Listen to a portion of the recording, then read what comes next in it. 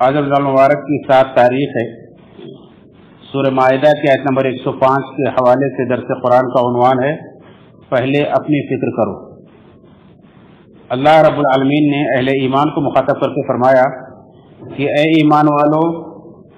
تم اپنے جانوں کی حفاظت کو لازم پکڑو۔ تو جو لوگ گمراہ ہیں، راہ سے بھٹکے ہوئے ہیں، وہ تمہیں کوئی نقصان نہیں پہنچا سکیں گے جبکہ تم ہدایت پر ہو۔ تم سب کا لوٹنا اللہ ہی کی طرف ہے، تو وہ تمہیں خبر دے دے گا جو کچھ تم دنیا کے اندر کرتے تھے۔ یہ سورہ مائدہ کی آیت نمبر 105 ہے۔ یعنی اللہ رب العالمین نے اہل ایمان کو اپنی اصلاح کرنے کی تاکید کی کہ اپنے نفسوں کی اصلاح کرو، اپنے آپ کی اصلاح کرو، اور جتنا تم سے ہو سکے اللہ سے ڈرتے ہوئے اچھے کام کرو، برائی سے بچو۔ جیسا کہ حافظ ابن کثیر رحمۃ اللہ علیہ اپنی تفسیر ابن کثیر میں فرماتے ہیں کہ اللہ تعالیٰ نے فرمایا کہ جو شخص اپنی اصلاح کر لے تو اسے کسی خراب شخص کی خرابی نقصان نہیں پہنچا سکتی، چاہے وہ دور کا انسان ہو یا قریب کا ہو۔ وہ خراب شخص چاہے تمہارے قریب کا ہو یا تمہارے دور کا ہو۔ اور اس کے بعد پھر ایک ہے روایت ذکر کی ہے جو بہت مشہور ہے، وہ کا صدیق رضی اللہ عنہ کا خطبہ ہے ابو داؤد اور مسند اور ترمذی اور مسند احمد کے حوالے سے، کہ ابو بکر صدیق رضی اللہ عنہ نے اپنے زمانے میں دیکھا کہ کچھ لوگ یہ آیت پڑھ کر کے غلط مفہوم لے رہے ہیں، غلط مطلب لے رہے ہیں، یعنی بس اپنی اصلاح کر لو، باقی دوسروں کی فکر کرنے کی ضرورت نہیں ہے، کسی کو بھلائی کا حکم دینا، کسی کو برائی سے منع کرنا، اس کی ضرورت نہیں ہے۔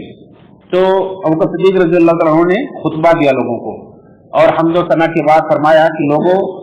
میں سنتا ہوں کہ تم لوگ یہ آیت پڑھ رہے ہو یا الذین آمنوا علیکم انفسکم، کہ اے لوگوں اپنی اصلاح کر لو، جب تم ہدایت پر ہوگے تو کسی گمراہ شخص کی گمراہی تمہیں کوئی نقصان نہیں پہنچائے گی، تم اس کا غلط مطلب لے رہے ہو۔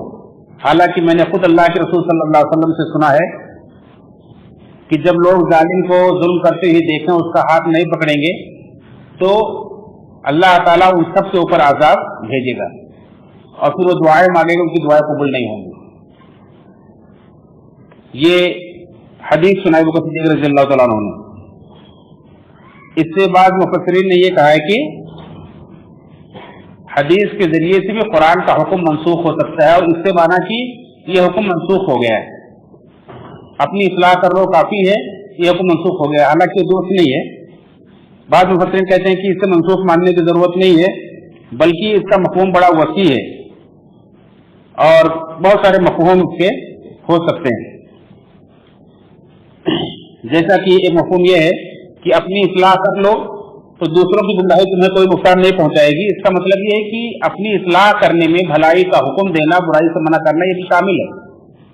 کیونکہ آدمی کے ہدایت ہونے کے لیے یہ بھی ضروری ہے کہ آدمی دین کے سارے حکموں پر عمل کرے۔ جب میں اپنے آپ کو ہدایت یافتہ سمجھتا ہوں اور میں دین پر چلتا ہوں، تو دین ہمیں اس بات کا بھی ہم سے تقاضا کرتا ہے کہ ہم بھلائی کا حکم دیں، برائی سے منع کریں، تو اس میں یہ چیز خود بخود آ جاتی ہے۔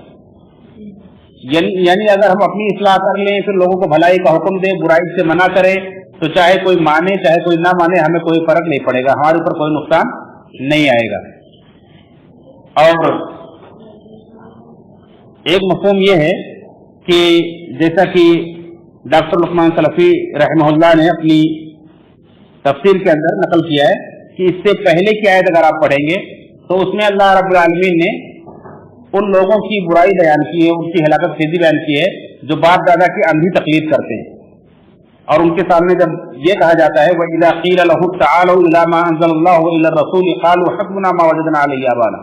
جب ان سے کہا جاتا ہے کہ آؤ قرآن حدیث کی طرف،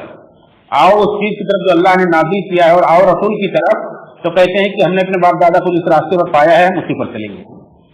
تو اللہ نے کہا کہ اگرچہ وہ کچھ بھی نہ جانتے رہے ہوں تمہارے باپ دادا، اگرچہ وہ ہدایت یافتہ نہ رہے ہوں تب بھی، یعنی یہ غلط طریقہ ہے۔ اس کے بعد پھر اللہ رب العالمین نے اہل ایمان کو نصیحت کی ہے کہ تم बाप दादा का तरीका छोड़ो, अपनी फिक्र करो। बाप दादा अगर हिदायत पर थे कि गुमराही पर थे, तुम्हें इसके बारे में नहीं पूछा जाएगा। तुम अपनी फिक्र करो पहले। तुम अगर अपनी हिदायत पा जाओगे, तुम अगर अपनी इस्लाह कर लोगे, तो जो गुमराह था उसकी गुमराही में कोई नुकसान नहीं पहुंचाएगी, क्योंकि तुम सबको लौट कर अल्लाह ही के पास जाना है और अल्लाह ताला फिर बता देगा वहां कौन गुमराह था, कौन हिदायत पर था। तो एक मफहूम तो इसका ये भी है कि कुरान की एक आयत दूसरी आयत की तफसीर करती है, और एक मफहूम ये है कि जैसा कि तिरमिज़ी के अंदर अबू सालबा खुसनी रज़ियल्लाहु अन्हु की एक रवायत है, वो इस आयत की तफसीर कहते हैं कि अल्लाह के नबी सल्लल्लाहु अलैहि वसल्लम से पूछा गया, सवाल किया गया कि अल्लाह के रसूल सल्लल्लाहु अलैहि वसल्लम, ये आयत में तो हुक्म दिया गया कि अपनी इस्लाह कर लो तो गुमराहों की गुमराही में कोई नुकसान नहीं पहुंचाएगी, इसका क्या मतलब है? तो क्या हम भलाई का हुक्म ना दें, बुराई से न मना करें लोगों को? तो आपने फरमाया कि नहीं, तुम भलाई का हुक्म दो, बुराई से मना करो उस वक्त तक जब तक कि वो जमाना ना आ जाए जब लोग अपने ख्वाहिशात की पैरवी करेंगे, जब लोग अपनी राय पर खुश रहेंगे और जब लोग दुनिया को दीन पर तरजीह देने लगेंगे। यानी जब भलाई का हुक्म देना, बुराई से मना करना कोई फायदा ना पहुंचाए, लोग उसको कोई अहमियत ना देते, लोग तुम्हारी बात सुनना सुने, तो उस वक्त तुम अपनी इस्लाह कर लो, ये काफी है तुम्हारे लिए। और ये क़यामत के करीब होगा। क़यामत के करीब ऐसा होगा कि तुम कितना भी लोगों को भलाई का हुक्म दो, लोग तुम्हारी बात से ध्यान नहीं देंगे। कितना भी तुम बुराई से लोगों को मना करो, लोग बात नहीं आएंगे। और उस वक्त लोग अपने ख्वाहिशात की पैरवी करेंगे, लोग अपनी अकल को ही दीन समझेंगे कि मुझे जो समझ में आता है ना वो मेरे लिए काफी है, और लोग दुनिया के पीछे भागेंगे, दुनिया को दीन पर तरजीह देने वाले बन जाएंगे। तो ऐसे वक्त में फिर यही इस आयत का मतलब, इस आयत की तावील गोया की समझ में आएगी। यानी उस वक्त ये अमल करना कि अपनी इस्लाह कर लेना तो ये तुम्हारे लिए काफी है। और आज हम देख रहे हैं अपनी आंखों के सामने कि बहुत सारे ऐसे लोग होते हैं कि उनके सामने अगर दीन की बातें की जाए, किसी बुराई को रोका जाए कि भाई ऐसा मत करो, तो क्या जवाब मिलता है कि सारे लोग तो ऐसा करते हैं, सारे लोग तो ऐसा करते हैं। तो सारे लोग ऐसा करते हैं, लेकिन अगर आपको समझ में आ रहा है कि ये गलत है तो आपको उससे बाज आ जाना चाहिए। अगर आप उससे बाज आ जाते हैं और सारे लोग फिर भी कर रहे हैं, तो उनके करने की वजह से आपको कोई नुकसान नहीं होगा। एक मतलब ये भी है कि अगर हम चाहते हैं कि सारे लोग सुधर जाएं, सारे लोग हिदायत याफ्ता हो जाएं, सारी दुनिया के अंदर इनकलाब आ जाए, सारी दुनिया के अंदर इस्लामी हुकूमत कायम हो जाए, तो अच्छी ख्वाहिश है, बहुत अच्छी चीज है, बहुत बेहतर चीज है, उसके लिए जितनी भी कोशिश की जाए कम है। लेकिन अगर सारे लोग नहीं सुधरते हैं, सारे लोग नहीं ईमान लाते हैं, सारे लोग नहीं हिदायत याफ्ता होते हैं, तो हमें कम से कम अपनी इस्लाह तो पहले करनी चाहिए, अपने ऊपर से इस्लाम को गालिब कर लेना चाहिए, अपने आप को सुधार लेना चाहिए, तो हमारे लिए काफी है। अगर हमने ये कोशिश की लेकिन फिर भी लोग नहीं ईमान लाए, नहीं सुधरे, मगर हमने अपनी इस्लाह कर ली, अपने ऊपर इस्लाम को गालिब कर लिया, अपने ऊपर इस्लाम को नाफिज कर लिया, तो हमें किसी की गुमराही कोई नुकसान नहीं पहुंचाएगी। अल्लाह ताला के यहाँ हम इंशाअल्लाह कामयाब हो जाएंगे, क्योंकि अल्लाह ही के लिए कोशिश हो रही है, अल्लाह के पास में लौट कर जाना है। तो अल्लाह रब्बुल आलमीन वहां खबर दे देगा जो दुनिया के अंदर जो कुछ अमल करता था। तो इस तरह से ये आयत, इसके अलावा और बहुत सी आयतें कुरान करीम के अंदर हैं जो हमें बार बार ताकीद करती हैं कि दीन में कामयाब होने वाले वो लोग हैं कि जो सबसे पहले अपनी इस्लाह करते हैं। जैसे अल्लाह रब्बुल आलमीन ने अहलो अयाल की फिक्र करने की भी ताकीद की है, या अल्लज़ीना आमनू क़ू अनफुसकुम व अहलीकुम नारा, ऐ लोगों अपने आप को, अपने अहले वाल को जहन्नम की आग से बचाओ। तो यहाँ भी देखें अल्लाह रब्बुल आलमीन ने पहले अपने आप को बचाने का हुक्म दिया, या अल्लज़ीना आमनू क़ू अनफुसकुम व अहलीकुम नारा, ऐ ईमान वालों बचाओ अपने आप को जहन्नम की आग से, व अहलीकुम और अपने अहले वाल को।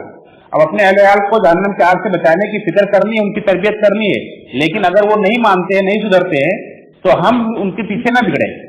हम अपने आप को बचा लेंगे तो भी हम काफी हैं, हमारे लिए काफी है। अगर वो नहीं सुधरे हमारे बचाने के बावजूद भी, तो हम इंशाअल्लाह उनकी वजह से हमें कोई नुकसान नहीं होगा। हाँ, अगर हमने अपनी जिम्मेदारी अदा नहीं की तो हमसे बात कुर्स होगी, लेकिन हमने अपनी पूरी जिम्मेदारी अदा की है, भलाई का हुक्म देते रहे, बुराई से मना करते रहे, उनकी तरबियत करते रहे, उसके बावजूद जो लोग नहीं माने, मगर हम दुरुस्त थे, हम सीधे रास्ते पर थे, तो हम बच जाएंगे। तो हर इंसान को ये नुक्ता याद रखना चाहिए, ये अल्लाह रब्बुल आलमीन उसूल याद रखना चाहिए कि अपनी इस्लाह पहले, अपनी फिक्र पहले है, कि अपने बारे में सबसे पहले पूछा जाएगा, दूसरों के बारे में उसके बाद में पूछा जाएगा। तो अगर दूसरे माने या ना माने, दूसरे कोई बुराई छोड़े या ना छोड़े, ہمیں اپنی اصلاح پہلے کر لینی چاہیے،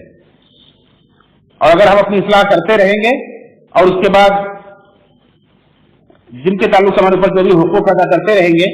تو انشاءاللہ ہماری پکڑ نہیں ہوگی اور ان کی گمراہی میں کوئی نقصان نہیں پہنچائے گی۔ اللہ رب العالمین ہم سب کو صحیح معنوں میں قرآن کریم کی آیات کو، قرآن کریم کے مفہوم کو، اللہ رب العالمین کے پیغام کو سمجھنے کی توفیق فرمائے، اور اللہ رب العالمین ہم سب کو جہنم کی آگ سے بچائے، جنت الفردوس ہمارا ٹھکانہ بنائے۔ آمین، تقبل یا رب العالمین۔